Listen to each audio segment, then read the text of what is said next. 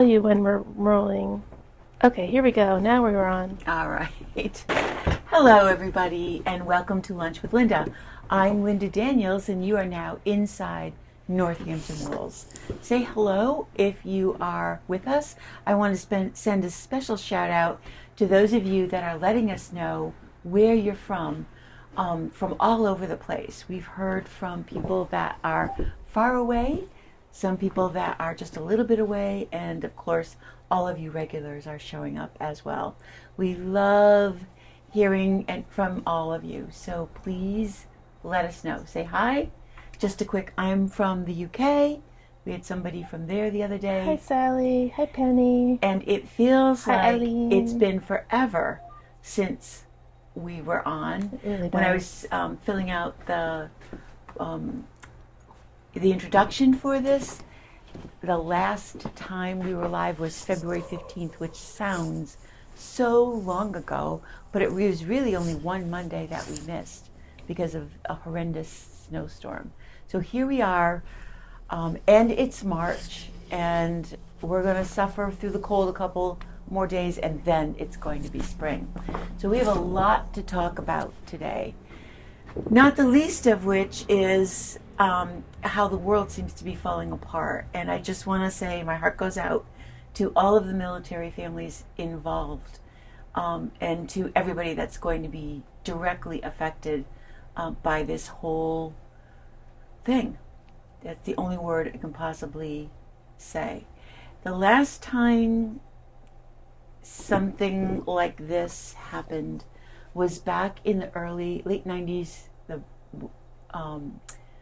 Iran-Iraq war with Bush, and people dealt with it by knitting a lot. That's when we began to see a real big increase in the number of people who wanted to learn to knit, who were knitting their way through the news. I think over the course of these years we've become slightly desensitized to this kind of thing, because that war was the first actual televised where we saw it all happen in real time.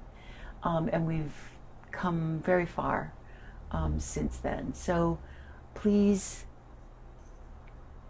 I guess, stay calm, stay knitting, and stay in touch with each other. We're here. You need a place to come hang out. We'll only kick you out after an hour or so. Okay, so we have been getting in lots of new yarns. And like I told you the last time I was on, I am going to slowly introduce them to you as we get them up on the shelf. Kait, in the meantime, has knit this absolutely adorable little hat. And here is the hat. So cute. And I'm going to have Kait come on over and tell you all about it. Which pattern is this, Kait? Hi, everyone. So this is a free pattern by Pearl Soho, and it's called the Garter Ear Flap Hat. And I made this on a size 8 needle, I think. It looks at 8 or 9, probably. 8 or 9. It's really cute. It's made out of a 100% Superwash Merino wool. It's for my new baby cousin. And isn't that weird? You have a baby cousin. Yeah. Yeah. And the parents love wool, and they're trying to get their whole wardrobe out of wool. So this hat's really cool because you start at the bottom and shape these first, and then you move into the hat. And these decreases are so fun with this tiny little tassel. It's like a little sprout of a plant. Just a tiny little tassel. I love the way those decreases. Yeah, if you can see it, it's a slip to KP. So you're slipping 2 together knitwise, knitting one and pulling them over. Pulling them over. And it's called a center double decrease? Yeah, they had it named something else in there. I thought it was a CDD, but it was S something, whatever. But, and I chose this hat because of the ear flaps, because, you know, I'm thinking of myself as a baby, and you put this hat on me and my ears are cold, you know, so, and this only took half the skein, so. This is what she has left. Yeah.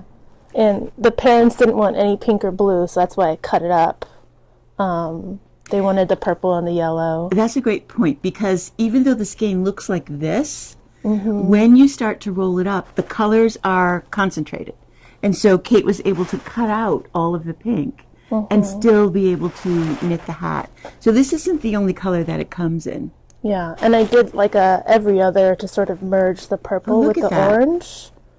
And me thinking extra, of course, I did that on a larger needle so that he wouldn't have this tight thing right here. Very smart. Which made it a little bit That's all right. extra, but he's going to wear it for like 3 months or something, you know? It's pretty stretchy, though. It is stretchy. Well, it does come in a lot of other colors, and the pattern is sized from infant, Baby. basically. This is the baby, smallest size. all the way up to a 23-inch, which would be a large adult hat. With what Kait's got left over, I think you can probably hit the mid-range, but that you might need to go into the second skein to make the absolute largest size. Oh, okay. Most adults would fit comfortably in the 20-inch hat, like the small. I'm not sure how broken up it is. It might be just 3 sizes. It might be 8 sizes. No, it's more. It's like 6 or 7 sizes. So you would hit that mid-range with one skein, and you might need to go into a second skein. I'm going to ask you to hold this. Yeah. To make the largest size. But the colors are absolutely gorgeous. And if you wanted to do an adult hat and do something a little more subtle than those really bright colors, we've got several colors that would fit that bill, including this black and white, which Classic. you don't see very often in these gradient yarns. Like either of these would be a great neutral. Exactly. Most neutral. And sort of neutral. Sort of neutral. If I was to wear a hat. Right.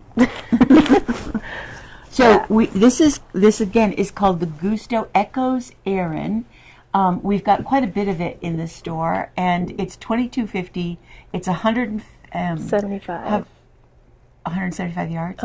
Great, 175 yards, which is enough for most adult hats. This one would take a little bit more because it's garter stitch. Yeah. If you were doing a stocking net stitch hat, one is definitely going to be plenty on that size 8 or 9 needle. So it's a quick, fun knit for the end of winter. And I was so thrilled when Kait brought her sample in. And that is just the cutest little, that isn't like the ends of the yarn. That is a real tassel. Can I tell you how they told me how to do it? Yeah, please do. So when you bind off the hat right here, and it had me cut a 24-inch tail, and so I went through one more time the stitches, and then what you do is you hold your fingers up as tall as you want the tassel, and you go over your fingers and go into the hat, and you just sort of wrap around your fingers, and then you wrap around the bottom to sort of encase all of it. And I pushed it up a little bit so that the strings don't just come out. So and then you take your fingers out and you cut the top, and it makes this little sprout. Very, very sweet. It should be called Sprout. Thank you, Kait. Yeah.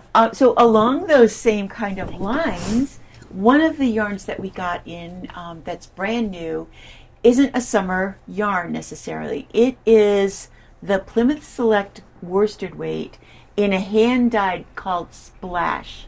And this yarn is so much fun. This reminds me of a broken ink pen in the bottom of the bag. It does. Right? It's got all over the place. But there's this color, this color. Ooh, this one's juicy. And these are the least speckles. So this one is a black speckle with a lot of white. This one has some dark green and pink.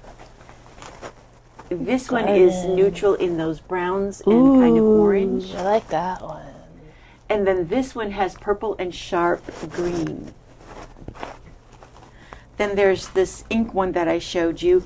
And this one, which isn't as white of a background, it almost looks like it got in the laundry with something that had a lot of dye in it on purpose. Cream.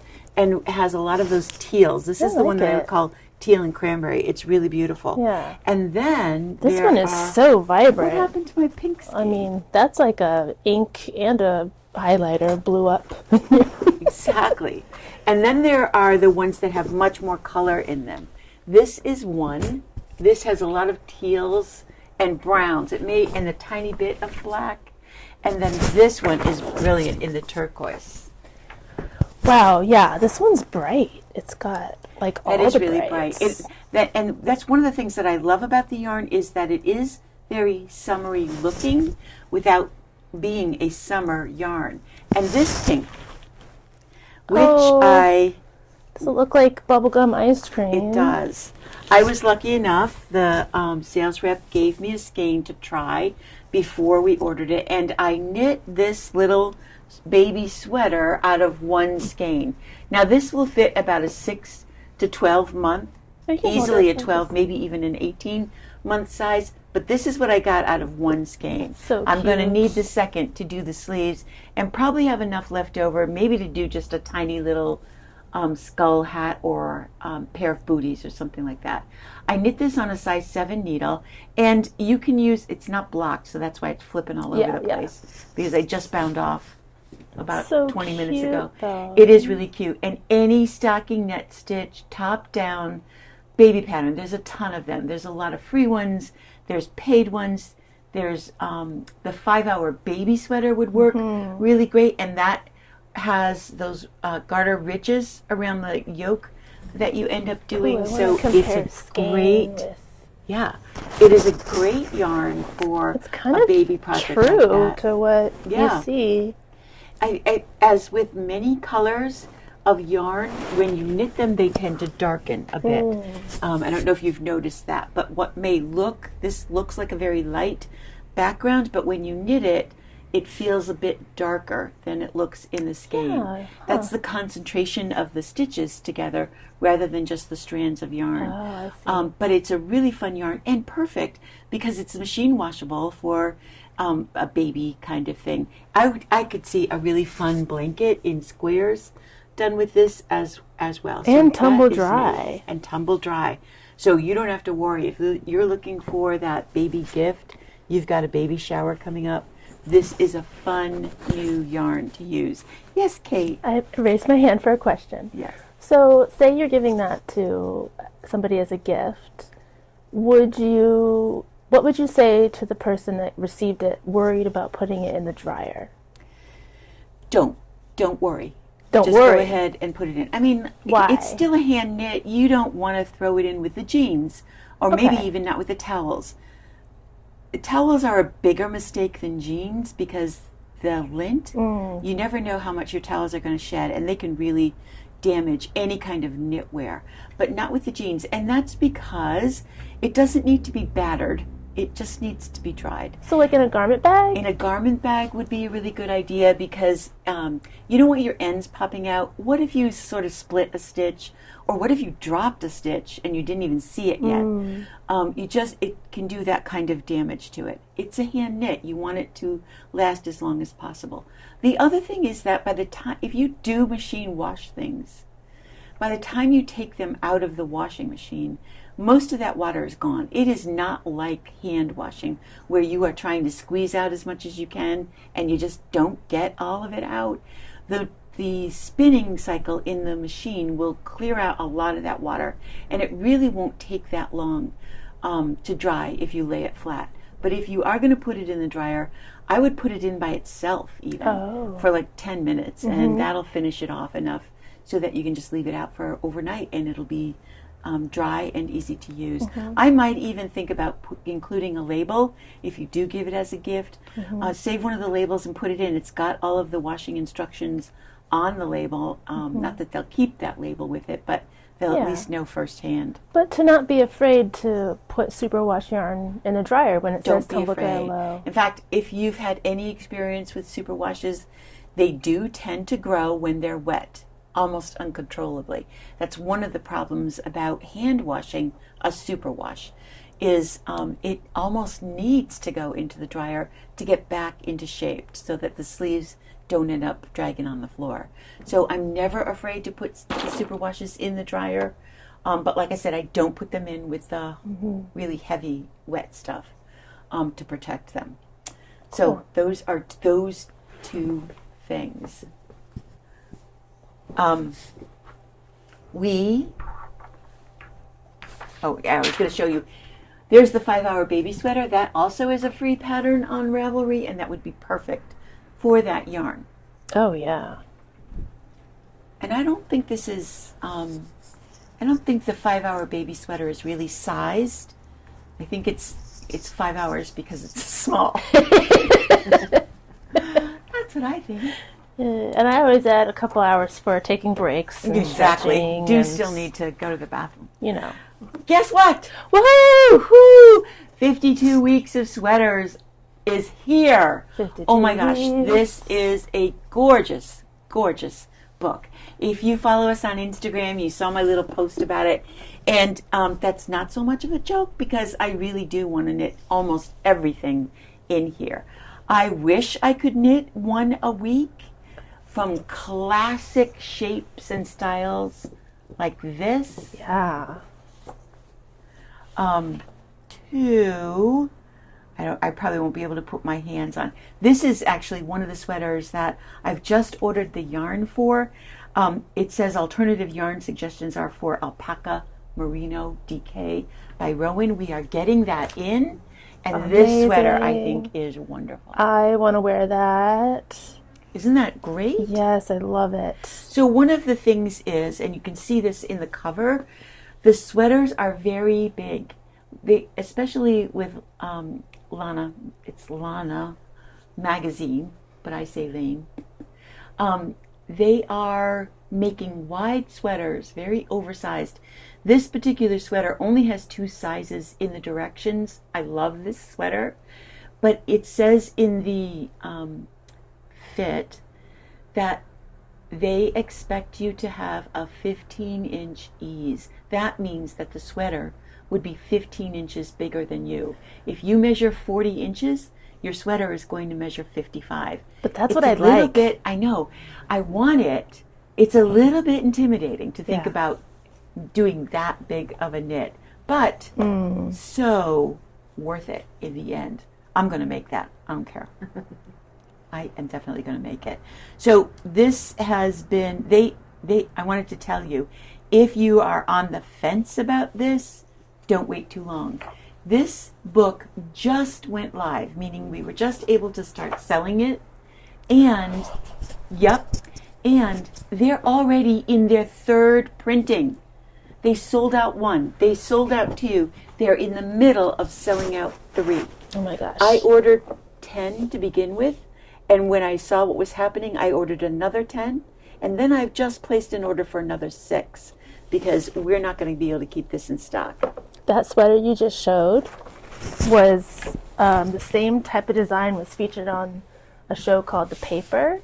And like retail, it's like over $1,000 by a fashion designer. What? That same color blocking with the mohair, with the cardigan. Yeah. So it's like, it's These fashion. And that's the other thing about both the Lane magazines and the books that they're doing. They are really encouraging the young designers, people with a real kind of finger on what they think people want to wear. This one, Kait said she was going to make out of the Artesia from Earth Yarns, which is a yarn that we have.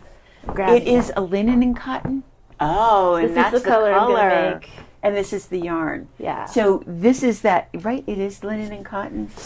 It's linen and Wait a minute, I got it right here. it's so nice. It is. It's 77% cotton, 23% linen, and it has 275 yards. So really, it takes 5 skeins of this to make that long sleeve sweater.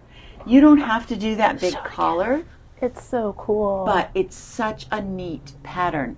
Very simple, open, great. I love for the summer. grid. 'Cause you can wear So a little they- tank under that, Yes. and the wind can come through. All really good. Let me see. There is one crocheted sweater, but of course this is not the book that I marked. Where is that? You took it home. At home. I mean, I have to sit on my hands so that I don't open it up and cast on 8 more sweaters I besides know. the 8 I already have going. I love this one too. Love it. Oh, yeah. Simple patterning. Okay, so we've still got these in stock. We are getting more. You can order it on the website because it is up there to order. We'll just hold it, or we will ship it to you, although it will be a little bit more shipping because it is a big book. Yeah. I mean, 52 weeks of sweaters. I think the rumor is that it's so popular and they've waited so long to do it that they're going to do another one right away. Of more different sweaters? Another 52 weeks of something, of more sweaters. They need to do more Makes cardigans. sense. Makes sense. It does. And we also got in the spring and summer issue of the magazine. This you can pre-order on the website and pick up on Thursday. It is actually available for purchase on Thursday, March 5th. And there are some great things in here. Again, it's the spring-summer issue, but that doesn't necessarily mean that they're all knit with cotton. And I just saw one that I wanted to show you, and then it disappeared. Oh. So let me see if I can find it again. So all the Lane magazines on our website are listed all together. Oh, perfect. So you're just going to go to the Lane magazine listing and look for that pink cover, issue 28, 2026. Okay, so here is one of the real spring summer ones, and that one is a great one. This one was also popular with Mariana. If you guys know Mariana, Yes. she's in college and she loves that sleeve Simple detail. to do, and a lot of and a these simple are front. still top down, but I've heard it now called the European method. Instead of starting at the neck and knitting a yoke, you start with the back and then knit the back down to the underarm, pick up the stitches and knit the front down to the underarm, and then you're actually knitting in the round. Oh. And that's how you're able to get that cable up the middle of the sleeve. And then, this one. This So I clever. love too. This is classic. This reminds me of high school. Doesn't it? It does. Just that really neat tiny cable all the way through. Yeah. Nice. And then the one at the very beginning, the newest. That looks like the newest sport. it could be that Could new. be. That would be great. I haven't looked at the weights yet. I just get This one. excited. This is called Pinehurst. And I think I'm going to knit this as a model for the store in the cotton merino shadows because I think it will really look fantastic. This is actually the cover sweater of the magazine. Oh yeah, it's got that sort of light and dark marl to it. Right. So they get this look by using two strands. One of them a mohair and one of them a plain wool. But you kind of get that effect with that cotton merino. And I love that brown. Because it's like, is that really brown? It's a great neutral. It's like, yeah. It's like an Eileen Fisher Almost grapey, taupey. almost black, almost navy. I say taupe, but you say grape. Anyway, those are the two new magazines that are coming. Okay. Next week, Friday the 13th. Yes. Karin will be here from Periwinkle Sheep. We're going to have the Periwinkle Sheep trunk show like she has done for us before. She's going to show up on Friday with a carload of yarn. We're going to throw it all out on the table and maybe in neat piles and come and see what she's brought to us. I don't even know because she's traveled a lot and she came back and has been dyeing all of February, dyeing yarn all of February, and will bring us what she's got. We love her mohair. It's absolutely spectacular. We've always carried the watercolors and the merino 4-ply.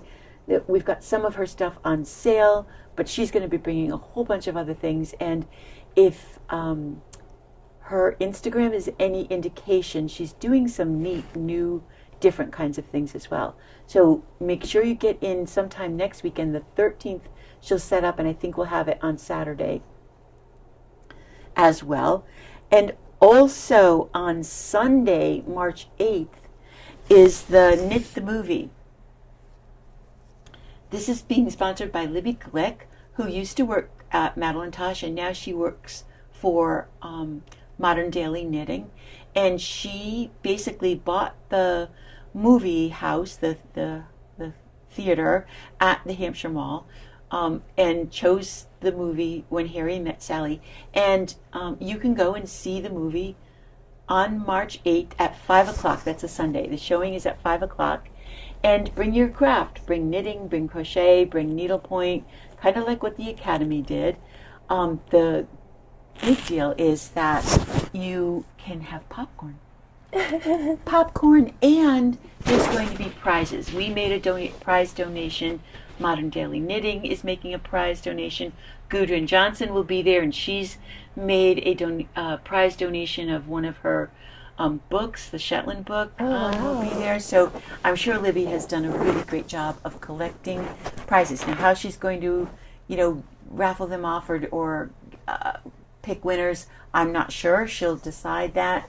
But I really hope that if you have a chance that you think about going. She's going to try and do this 4 times a year, and we really want to support her in this as well, because the more places and times you have to gather together with people and knit and kind of escape for a minute, I really want to take advantage of that. Yeah. I won't be there. I will be coming back from the Cape because this weekend is our Cape retreat, and I'm sad that I won't be there, but I will be there in spirit. I'm pretty sure I'll be there. Oh, good. Maybe Kait will be there. I hope so. It all depends on how you feel that day. It all depends on how I feel that day. And I mean, Sunday's weather is sketchy right now. They're saying maybe a little bit of rain, maybe a little bit of snow.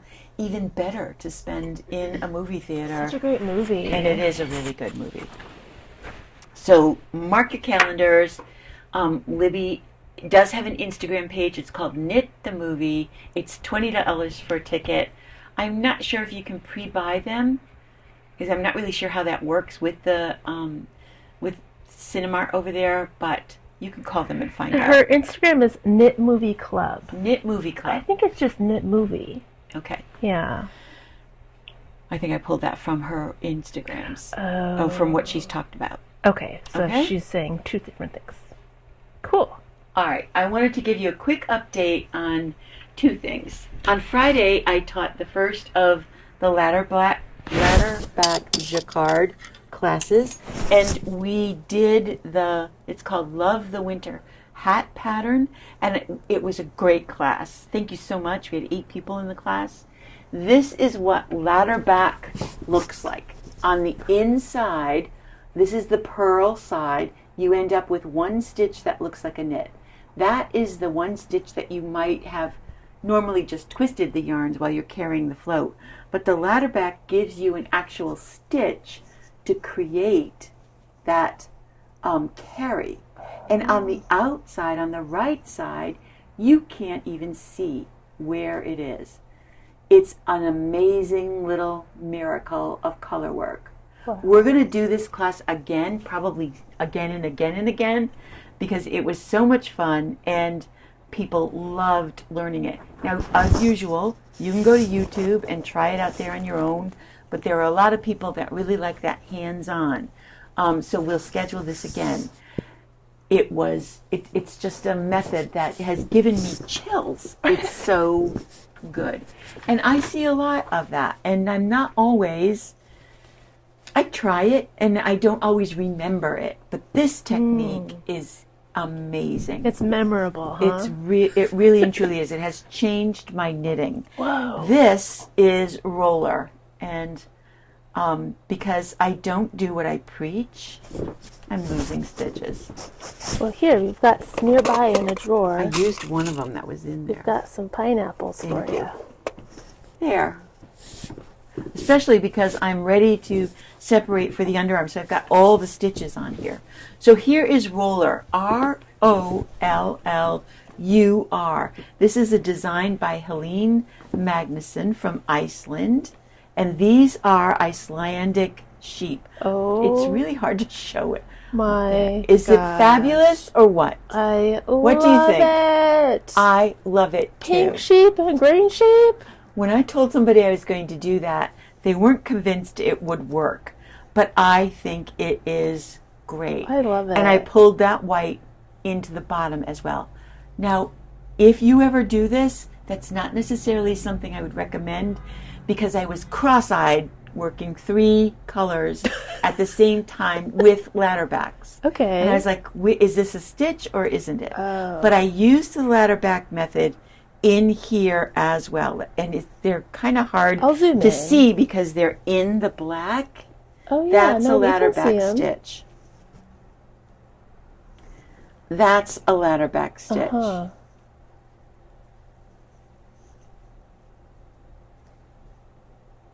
Wow. Here they are, right in there. Yeah.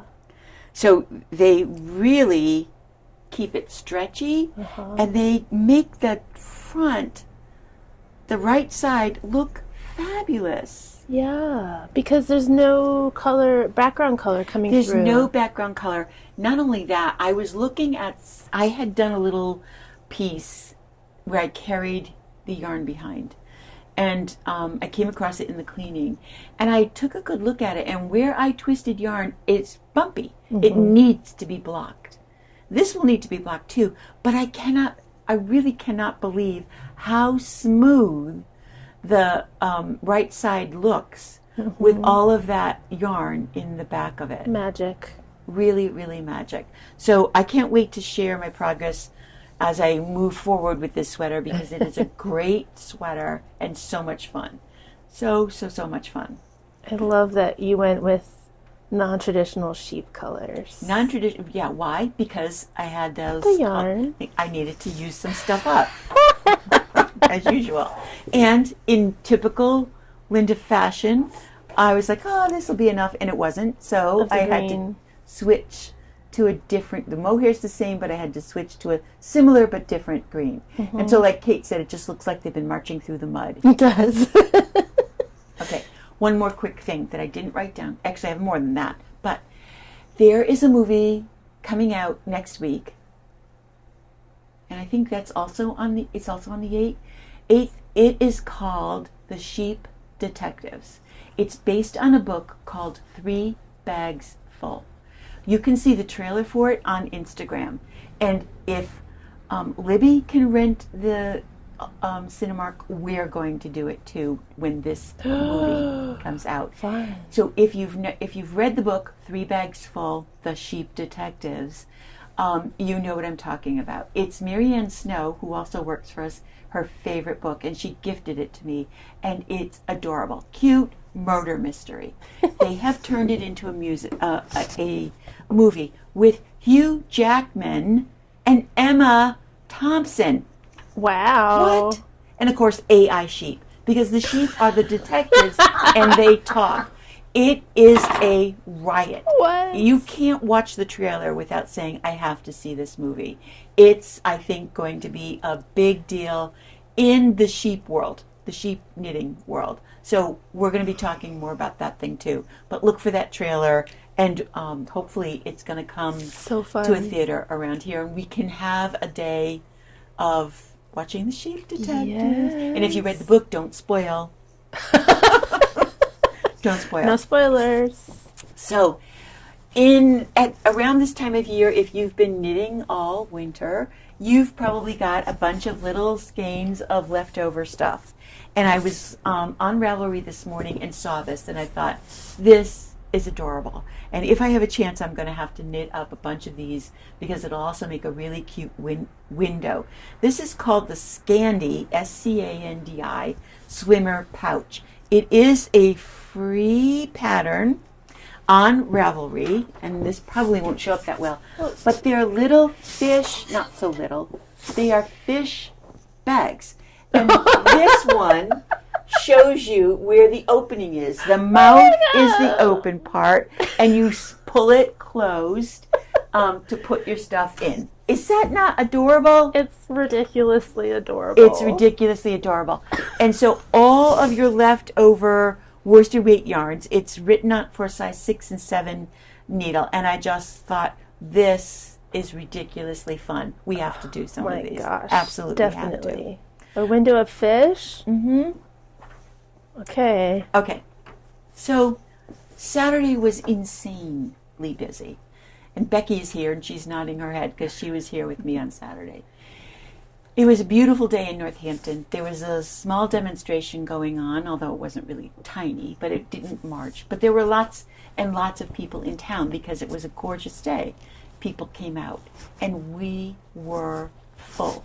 We had 4 and 5 deep waiting to check out. And at the end of the day, when Georgia and Becky and I had a chance to take a breath, we talked about what that meant and what we saw during the day.